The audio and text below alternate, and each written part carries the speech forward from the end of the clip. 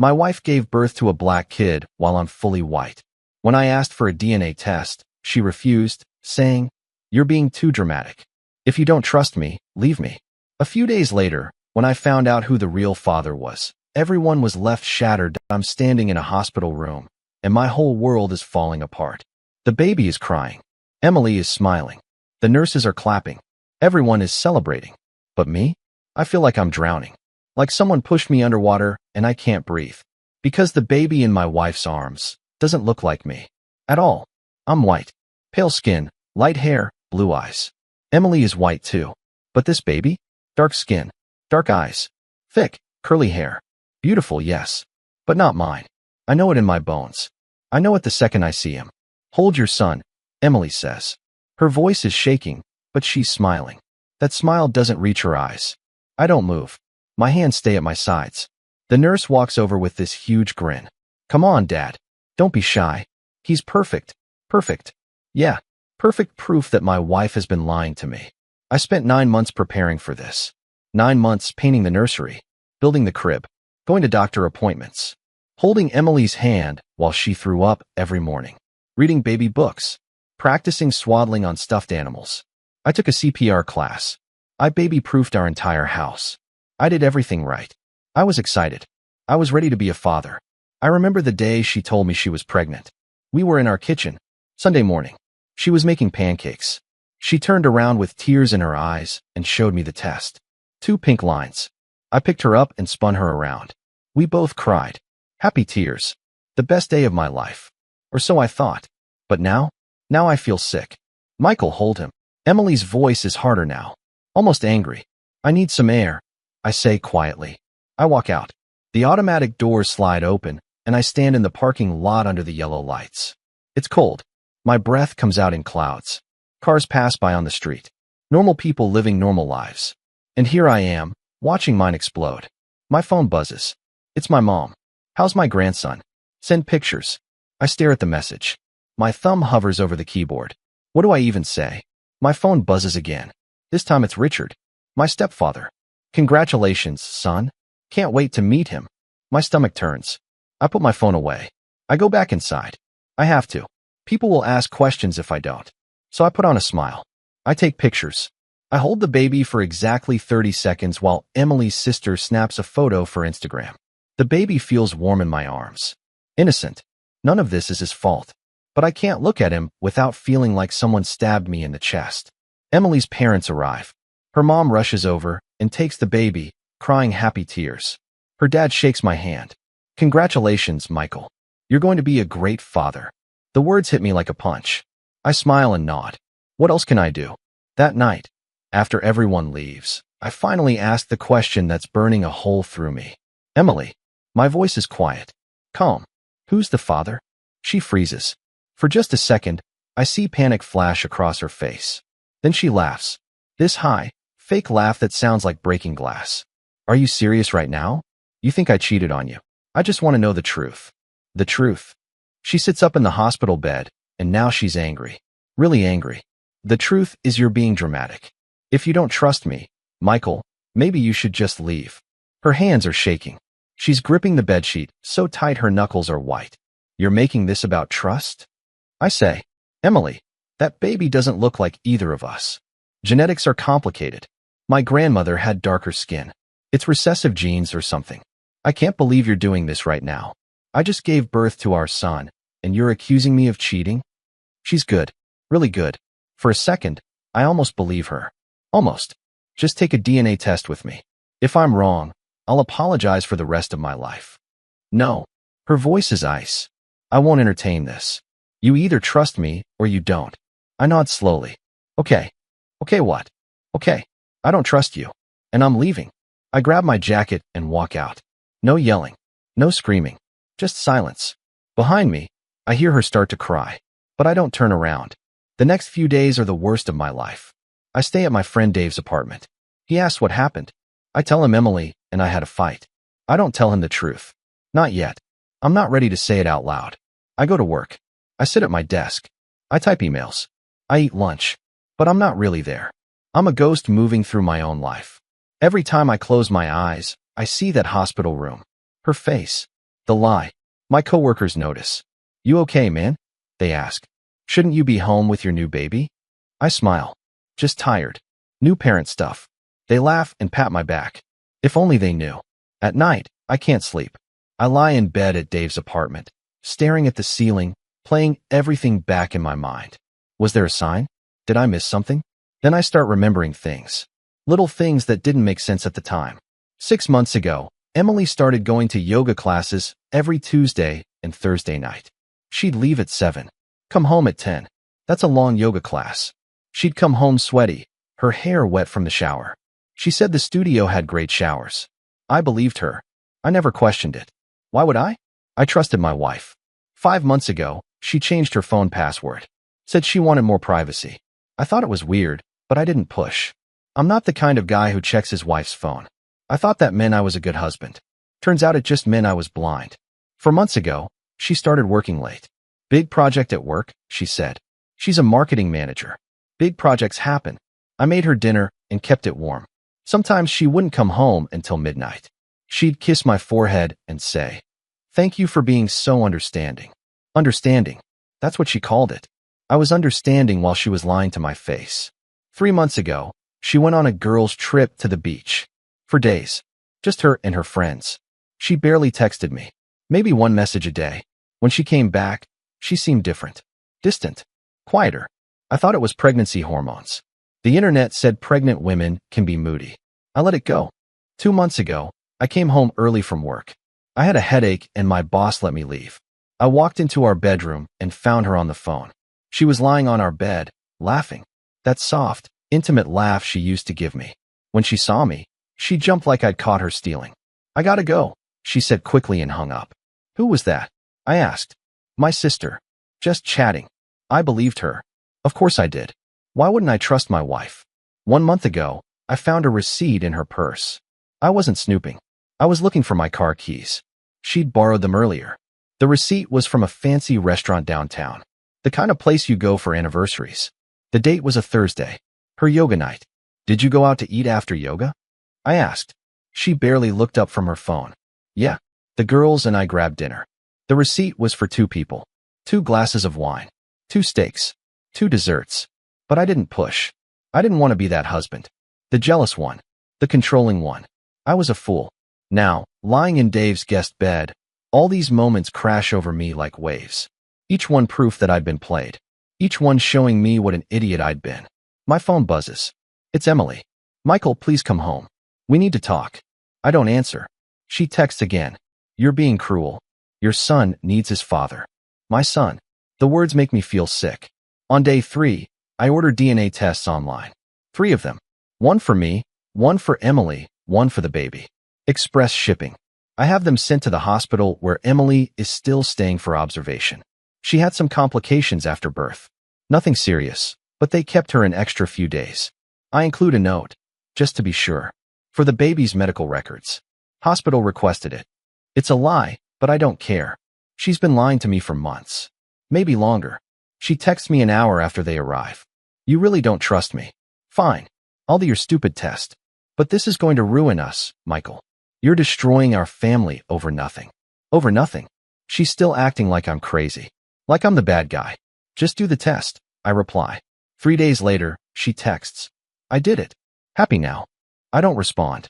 The waiting is torture. The lab says it takes 5 to 7 business days. I count every single hour. I can't eat. Food tastes like cardboard.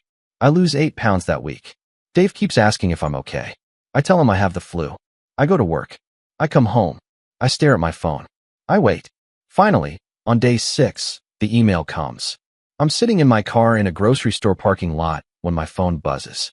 My hands shake as I open the attachment. The PDF loads slowly. Too slowly. Each second feels like a year. Then I see it. Probability of paternity, 0%. Conclusion, the tested man is excluded as the biological father.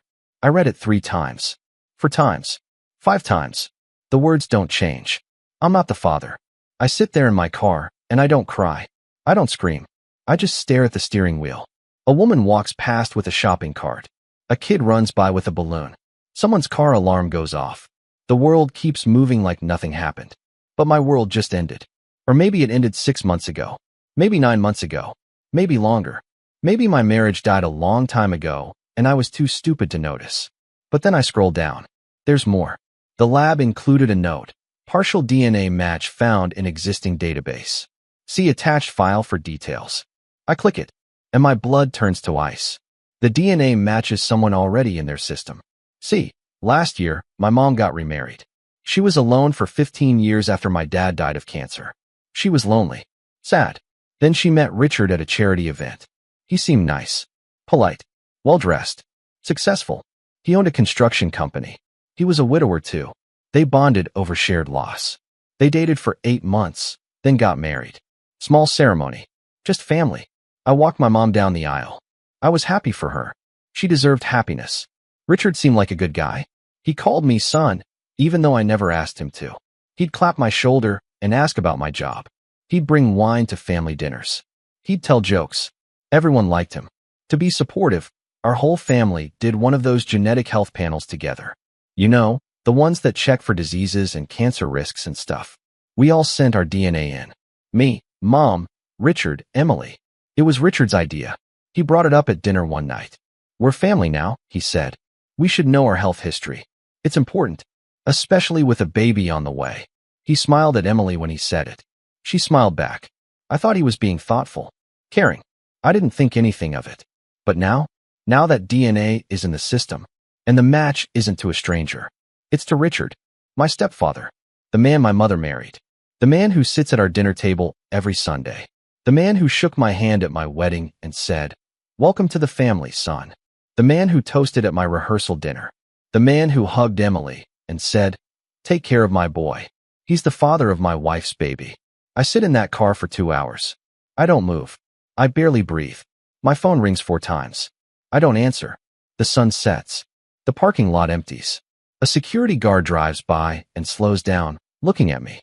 Then he keeps going. When I finally start the car, my hands don't shake anymore. The rage burned out fast. What's left is something colder, sharper, like ice in my veins. I don't confront them. Not yet. Instead, I plan. I drive home, to the house I share with Emily. She's not there. Still at the hospital. Good. I need time. I go to our office. I log into our cell phone account. I download every text message, every call log, months of data. I click through screens. I save everything to a USB drive. And there it is. Hundreds of texts between Emily and Richard. Late night calls. Deleted from her phone, but still on the carrier's server. I start reading. Can't wait to see you tomorrow. Wear that blue dress. He doesn't suspect anything. He's too trusting. This is so wrong, but I can't stop thinking about you. He's working late tonight. Come over at 8. I wish things were different. I wish we could be together. After the baby comes, we'll figure it out. The messages go back 7 months. 7 months of lying. 7 months of sneaking around. 7 months of laughing at me behind my back. I screenshot everything. I save it all to 3 different hard drives. I print copies. I organize them by date in a folder. I'm methodical, calm, cold. Then I check our credit cards, our bank statements. And there they are. Hotel rooms. Always on Tuesday and Thursday nights. Yoga nights.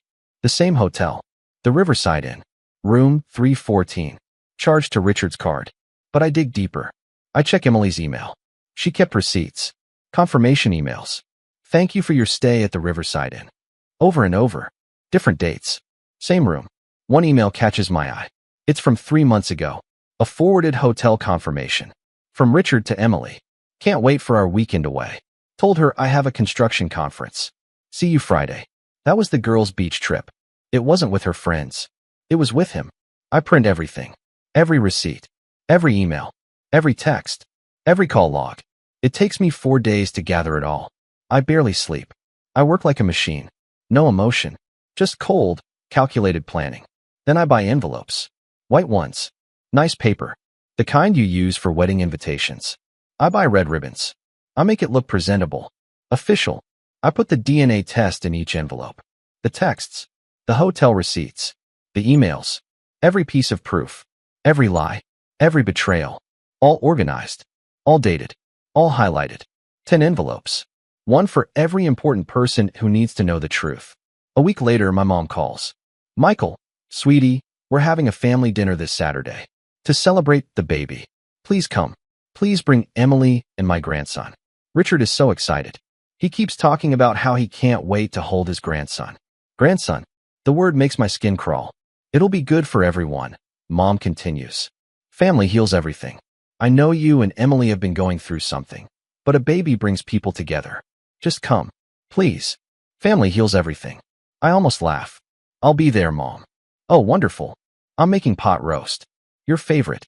And Richard is bringing wine from that vineyard we visited. This will be perfect. This is exactly what we all need. Yeah, Mom. Exactly what we need. After I hang up, I sit in silence. Saturday. For days away. For days to prepare. For days until everything explodes. I call my job and take the rest of the week off. Personal time. They don't ask questions. They think I'm adjusting to fatherhood. I spend those days getting everything ready. I rehearse what I'll say, how I'll say it. I practice staying calm. Practice not showing emotion. This needs to be perfect. Saturday comes. I wake up at 6 in the morning, even though the dinner isn't until 6 p.m. I can't sleep. I shower. I shave. I put on a nice button-down shirt. Dark blue. Emily always said it brought out my eyes. I look in the mirror, and I barely recognize myself. I've lost weight. My face is thinner. My eyes look hollow. Dark circles underneath. But I smile. Practice it a few times. I need to look normal. Happy. Like nothing's wrong. I grab my bag from the closet. Inside are the envelopes. Each one wrapped with a red ribbon. Each one labeled with a name in neat handwriting. Mom. Richard. Emily. Emily's parents. My aunt and uncle. Linda, my mom's best friend. Richard's brother Tom. My cousin Sarah. My childhood neighbor, who's like family. Everyone important. Everyone who needs to know. I drive to my mom's house. The one she shares with Richard now. It's a nice house. 2 stories. Big yard. They bought it together after they got married. A fresh start, Mom said. As I pull up, I see other cars already there. Emily's parents' SUV. My aunt and uncle's sedan. Linda's blue Honda. Tom's truck. Everyone came. Perfect. I grab my bag from the back seat. The envelopes inside feel heavy. Heavier than paper should feel. Like they're weighted with all the pain and betrayal and lies. I take a deep breath. Then I walk to the front door. When I walk in, the house smells like roasted chicken and garlic bread. Mom's pot roast. The same recipe she's made since I was a kid. Jazz music plays softly from the speakers. Miles Davis. Richard's favorite. My mom rushes over and hugs me tight. She smells like vanilla and cinnamon. Like home. Like safety. Oh, Michael. I'm so glad you came. I've been so worried. You've been so distant. I'm fine, Mom. Behind her, Richard appears. Tall. 6'2". Silver hair. Tan skin. That easy smile he always wears. He's wearing a golf shirt and khakis. Expensive watch on his wrist. He looks successful. Put together. Trustworthy. He extends his hand. Good to see you, son. I shake it. His grip is firm. Confident. Like he owns the world. Like he owns my life. Good to see you too. Dad, I say. Something flickers in his eyes. Just for a second. Surprise? Fear? Guilt? Then the smile returns. How's fatherhood treating you? I want to punch him. Want to watch that smile disappear. But I don't. Not yet. It's been revealing, I say. He laughs. Doesn't catch the double meaning. Emily arrives 10 minutes later with the baby. She looks tired. Bags under her eyes. Hair pulled back in a messy bun. She's wearing a loose dress. She hasn't lost the baby weight yet. She looks fragile. Broken. When she sees me, she stops. Just for a second. Fear crosses her face. Hi, Michael, she says quietly. Emily. Her mom immediately rushes over and takes the baby from her, cooing and smiling. Oh, look at this precious angel. He's gotten so big. Emily's dad comes over and shakes my hand. Good to see you, Michael. Glad you two are working things out. Working things out. If only he knew. We all sit down at the dining table. It's a big table. Seats 12. Mom pulls out all the stops. Candles. Nice plates. Wine glasses. Flowers in the center. The pot roast is perfect. Tender beef. Roasted carrots and potatoes. Homemade bread. Wine flows freely. Red for most people. Water for Emily since she's nursing. Conversations overlap. My aunt tells a story about her trip to Florida. Richard's brother talks about his new car. Emily's dad makes a joke about golf. Everyone laughs. Passes plates. Asks for seconds. For a moment, it almost feels normal. Like a regular family dinner. like nothing's wrong. But I sit quietly. I smile when I'm supposed to. I nod. I take small bites of food that taste like nothing. But inside, I'm counting down. After dinner, Mom brings out dessert. Apple pie with vanilla ice cream. My favorite. She made it special for me. Michael, you've barely said a word all night. Are you okay? Mom asks. She's looking at me with concern. Worry lines on her forehead. Actually, Mom, I brought something. For everyone. I reach under my chair and pull out my bag. I place it on the table. Everyone looks at it curiously. What's this? My aunt asks. Just something I wanted to share? A little family gift. One for everyone. I stand and walk around the table slowly. One by one, I place an envelope in front of each person. My mom, Richard, Emily, Emily's parents, my aunt and uncle, Linda, Tom, Sarah. Everyone gets one. Michael, what is this? Mom asks. She's smiling, but there's confusion in her eyes. Uncertainty. Just open them. Please. All of you. Together. Richard shifts in his seat. His jaw tightens. He's staring at his envelope like it might bite him. Emily's hands are shaking. She knows. Somehow she knows. Slowly, they start to tear the paper. One by one. The sound of ripping envelopes fills the room. Loud in the sudden silence. Then paper rustling. Pages turning. Then nothing. Total, complete silence. My mom's face goes white. Her hands start to shake. She's staring at the DNA test. Then the texts. Then the hotel receipts. Her eyes moving faster and faster across the pages. No, she whispers. No, no, no. Emily drops her envelope. Papers scatter across the table. Her face is completely drained of color. She's shaking her head, tears already streaming down her face. Michael, please. Richard doesn't move. He's staring at his envelope like it might explode. His jaw is clenched so tight, I can see the muscle twitching. His knuckles are white where he grips the table.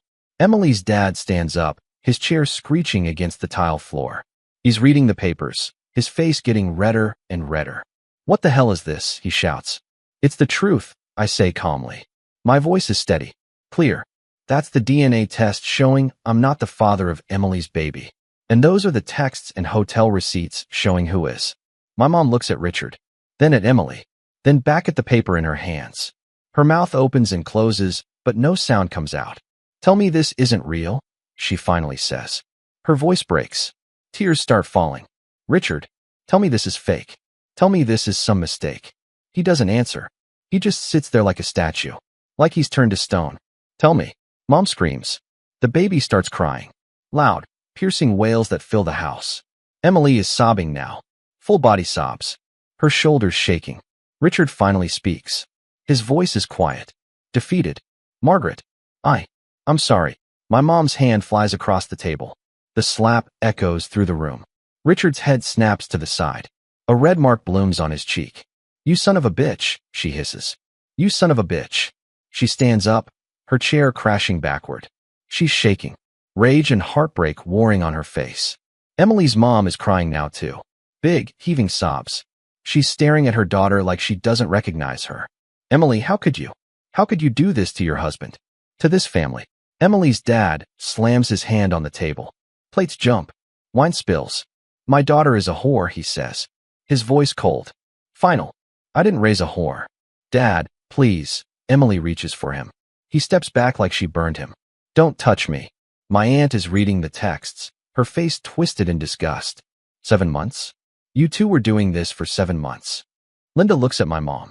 Margaret, I'm so sorry. Oh God, I'm so sorry. The baby is screaming now. No one moves to comfort him. I stand there in the center of chaos. Calm. Quiet. Watching it all unfold. Emily turns to me, mascara running down her face. Michael, please. Let me explain. It wasn't supposed to happen. It just happened. We didn't mean to hurt you. Didn't mean to? I say, my voice still calm. Cold. You didn't mean to sleep with my stepfather for 7 months? You didn't mean to get pregnant with his baby? You didn't mean to lie to my face every single day? It was a mistake. A huge mistake. But I love you. I still love you. I laugh. Actually laugh. It's a harsh sound. Empty. You love me? You loved me while you were texting him? While you were meeting him at hotels? While you were lying in our bed thinking about him? She's crying so hard she can barely breathe. Please. Please don't do this. I turn to Richard. He's still sitting there. Silent. Broken. And you? I say. You called me son. You sat across from me at every family dinner. You shook my hand at my wedding. You toasted to my happiness. And the whole time, you were sleeping with my wife. He opens his mouth, closes it, opens it again. I never meant. You never meant to what? Destroy your wife? Destroy my marriage? Destroy this family? It wasn't like that. Then what was it like, Richard? Tell us. Tell your wife what it was like. He can't. He has no words. No excuses.